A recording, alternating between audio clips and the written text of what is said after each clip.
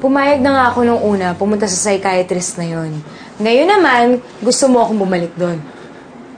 Han, I'm just worried about you. I just want you to get better. Nagsimula lang naman lahat ng masama akong pakiramdam. Nung pumunta ako sa doktor na yon, nung binigyan niya ako ng gamot na iinumin ko. Ay, sige. Kung ayaw mo doon sa doktor na yon, maghanap tayo na iba. Ngayon naman, gusto mo ako pumunta sa ibang doktor. Bakit mo ba ako pinipilit magpatingin sa doktor? Ganun na ba kalala ang tingin mo sa akin? Han, hindi lang naman ako nakakapansin eh. Everyone here in the house is worried about you. We all just want you to get better. Better. Ayan, nanggaling na mismo sa bibig mo. Nanggaling na mismo sa bibig mo na malala na yung tingin mo sa akin. Han, okay, that's not what I meant.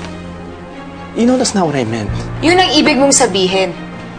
Bakit mo ako gusto magpatingin sa doktor? Bakit nahihiya ka? Nahihiya ka nagpakasal ka sa isang babaeng baliw? Han, never.